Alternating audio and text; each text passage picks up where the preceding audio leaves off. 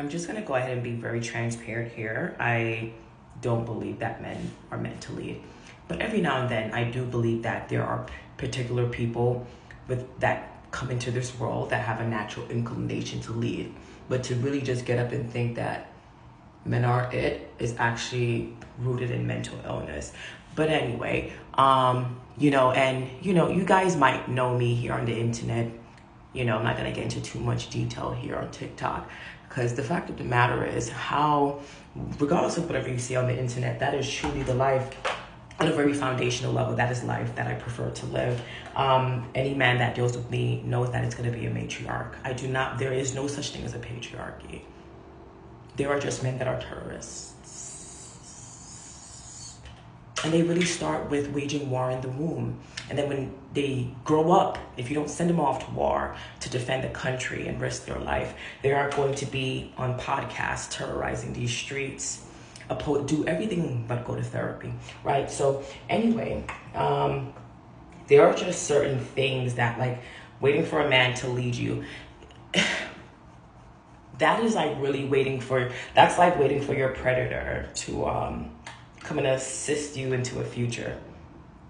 That's what that is. But anyway, I really like men that are just, it's giving golden retriever. I can do even like the sigmas, men that they're not really attached to like the social construct. They don't have like a desire to lead, but they have great leadership quality, as in if I, the goddess, the queen of the queendom. You see what I'm saying? It is not a kingdom here with me. When a man enters my vicinity, he understands it is my world. It is my rules. He will not come over here and buck any system. Okay, I have a role to maintain. Anyone that associates with me, they understand that this is how it's going to be. And they love it here. I have an economy. I create a culture. You see what I'm saying? The love I have for myself is a love I prefer to maintain with those around me. I don't want any creature, I don't want any entity, any foreign entity, object to come and contaminate the system. You see what I'm saying? And furthermore, I'm very protective over the women that I'm with, because, some women, they come and they have a little bit of a conditioning left. They have that conditioning where a man enters a vicinity and they have to get up and hop, skip, and move around like we have to serve. I'm just like, what are you doing? What are you doing? What are you really doing? What are you doing?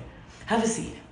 I don't want and that's another thing too, because I can have the woman relaxing around me, and all it takes is like one attractive guy. I don't want to say like there are women that are boy crazy, but you can kind of spot them. But I'm not here to shame women. You see what I'm saying? Because if there wasn't a boy around, we wouldn't know that the bitch is boy crazy. You see what I'm saying? We wouldn't know that. So let's just go off with the fact that it's just a foreign entity. It's an energy that has entered our little mini world, and now all of a sudden she feels as though she needs to do something different.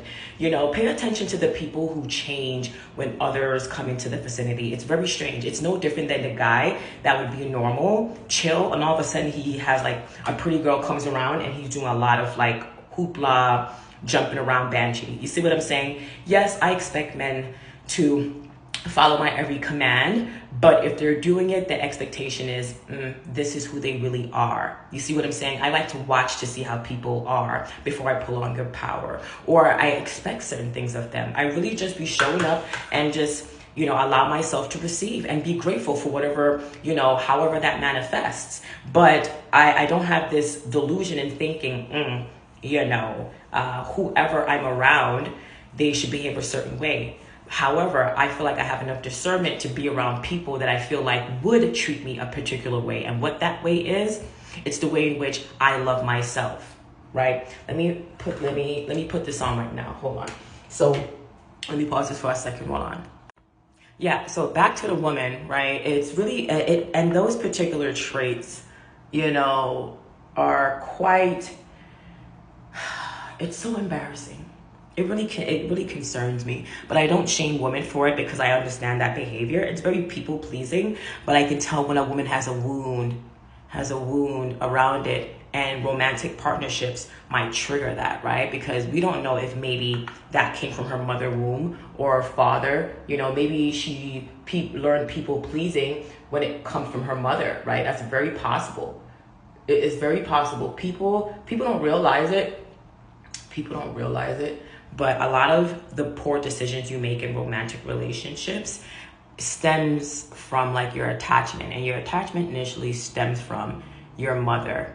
Your attachment stems from is developed with your mother, and then along the way there are other things that are introduced. So depending on how your relationship was with your mother can kind of like establish the foundation. But let's say your mother did the best case possible. All it would have taken is some lack thereof. Like, it doesn't matter what a woman learns if she doesn't have the experience to validate it, and I find that this is the case with men as well. It doesn't matter how much your mother does. If there is like no man to kind of be the example of the action, the men are not going to do well. And if women don't see a man in action applying the behaviors in which the mother is trying to instill in her to receive, she's not going to do well. Like how, for example, Shara 7 really shares a lot of wisdom, and some women, you can just tell like it doesn't click for them, and it's because of lack of experience. Yeah, it's because of lack of experience. It's a lack of experience. They can know all the knowing, but in application, they just can't execute or find the circumstances that are representative of what is trying to be taught. You see what I'm saying? An example of that, staying dust free. I've realized that some women, a guy doesn't even have to look like a dusty for him to have a dusty mentality. Like, there are just certain little subtle things. And mind you, I feel like all men have a little bit of dust particles. You see what I'm saying? And it's just because, like, I don't think people realize just how much a man needs to be really socialized to be the ideal. Like, the average women are socialized to be wives. The average guy is not socialized to be a husband. They're just socialized to receive husband-like treatment, okay? And the perfect way to show you that this is the case, how many of you women literally grew up in a household where they often try to reinforce you performing a certain way within the household, because that is going to dictate if you're going to become a woman? If you were the eldest daughter, they probably used you taking care of your younger siblings, your younger siblings as key skills to your character development into adulthood, right? And if it's not that, it was women need to make sure they show up a certain way, wear their hair a certain way. It's like when you look at the roaches that they really just let grow up and develop in the house, right? It was a very stark contrast for the way in which the women were forced to develop. It's like the women were really forced to develop as humans. You see what I'm saying? And the men were just really they were just raised to be bed bugs. They can do anything. They on the couch, and mind you, men develop very late. The only time you ever see a man that is like operating at the average level of a woman, they had to grow up fast. They had that type of mama that really made sure, like, hey, your daddy ain't here, you're the daddy now. And mind you, that is no different than the woman that has to be the eldest daughter, but it's the fact that every black household that has a black woman, anyhow, there's an eldest daughter.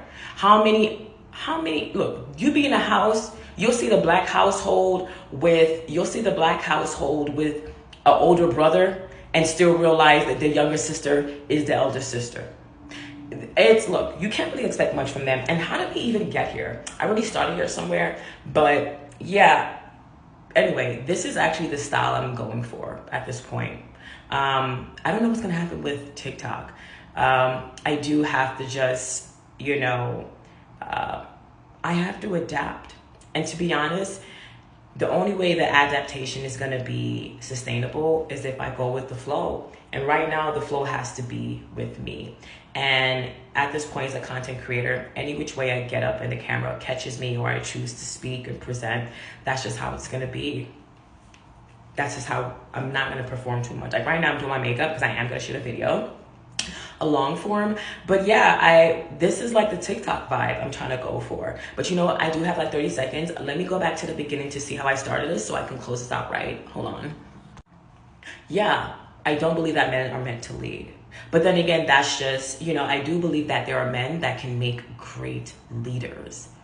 Great leaders. And when you come across them, your mouth starts watering. You know what that girl says? Honestly, sometimes you don't want to congratulate the chef. You just want to go back there.